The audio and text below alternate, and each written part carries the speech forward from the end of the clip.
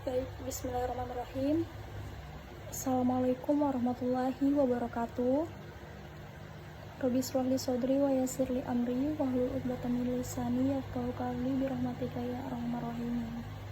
Di sini saya mewakili kelompok saya yang akan mempresentasikan mata kuliah kemuhammadiyahan mengenai tema karya monumental umat Islam dalam IPTEX.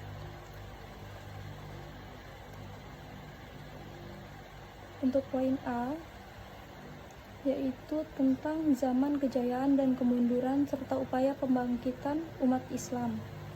Gimana sih kebangkitan umat Islam itu?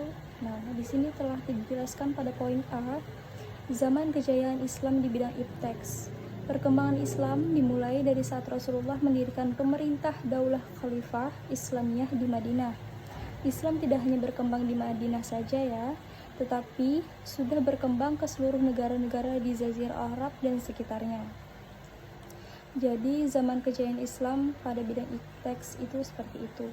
Kemudian perkembangan ilmu pengetahuan di masa Daulah Abbasiyah. Pertama, yaitu ilmu berkembang pesat pada masa Khalifah. Yang kedua, Khalifah Harun ar-Rasyid benar-benar sangat prihatin dengan kemajuan ilmu pengetahuan. Yang ketiga, para khalifah sendiri umumnya adalah umat mencintai ilmu. Nah, jadi para khalifah pun juga orang-orang yang sangat mencintai ilmu. Tentunya teman-teman semua juga diharuskan seperti itu ya. Menghormati orang-orang yang berilmu, memuliakan ilmu, sehingga memberikan peluang seluas-luasnya kepada seluruh umat Islam untuk belajar dan mengembangkan ilmu tersebut. Kemudian, hasil perkembangan ilmu pengetahuan di masa Daulah Abbasiyah, kemajuan dan perkembangannya ilmu pengetahuan pada masa itu sungguh sangat pesat, sehingga melahirkan beberapa disiplin ilmu dan ulama besarnya. Nah, di sini juga ada sebab-sebab kemajuan ilmu pengetahuan teknologi di masa kejayaan Islam.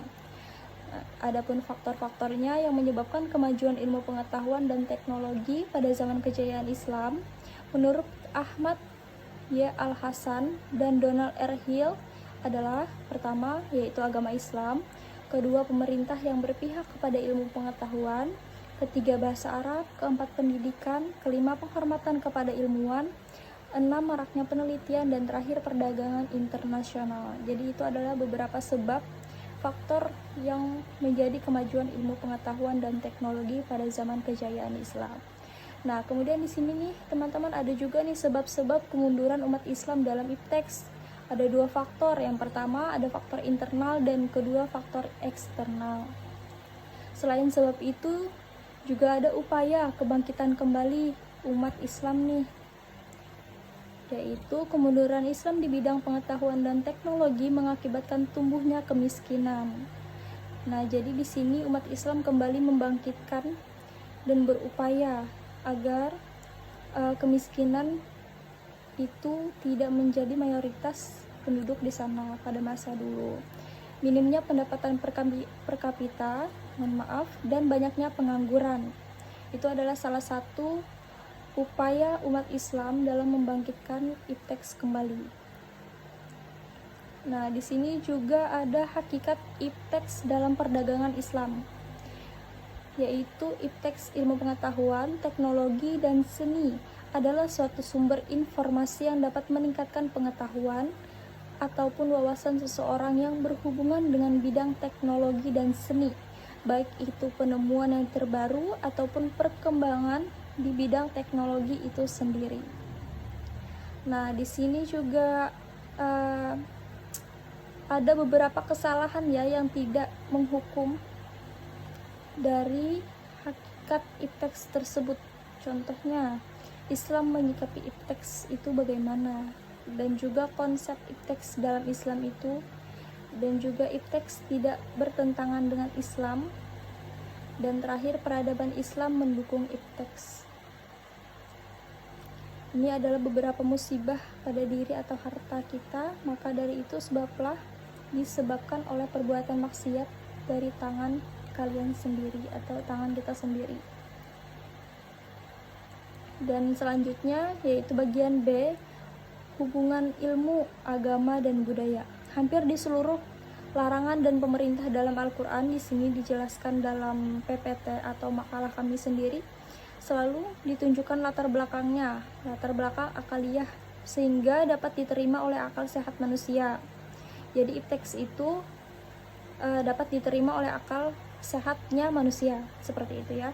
Kemajuan ilmu pengetahuan di satu sisi memang berdampak positif, yaitu dapat memperbaiki kualitas hidup manusia. Jadi teks sendiri pun juga tidak bisa sembarangan ya teman-teman, itu harus memiliki tujuan untuk memajukan ilmu pengetahuan.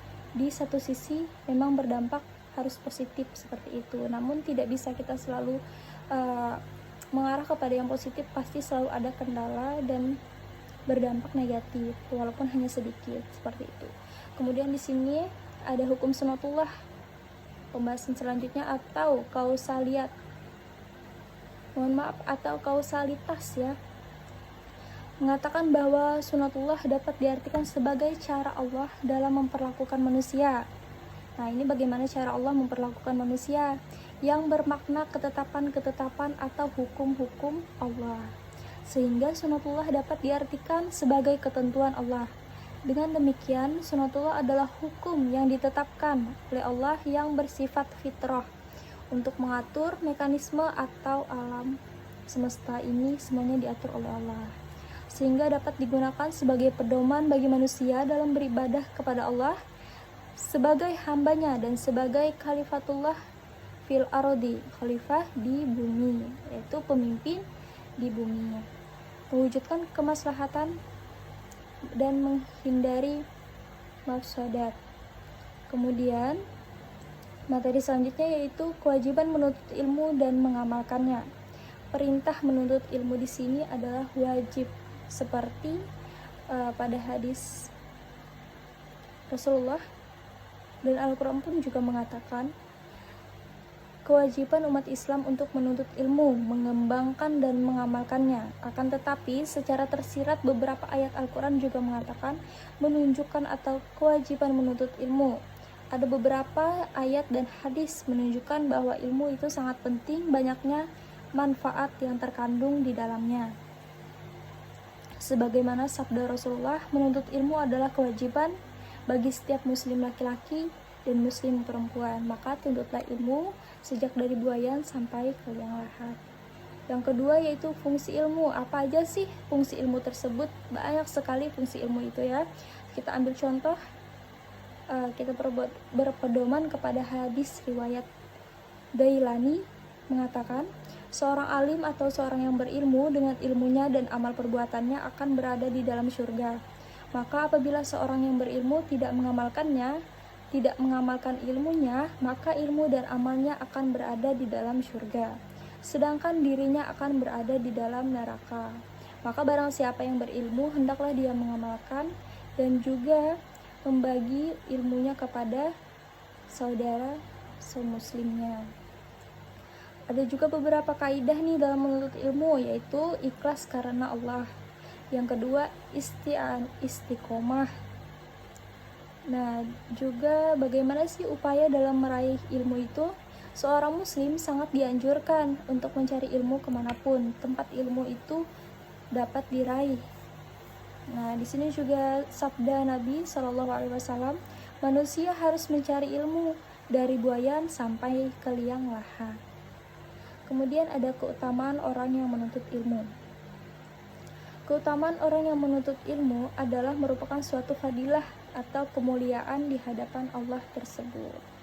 Ada juga beberapa kedudukan ulama dalam Islam.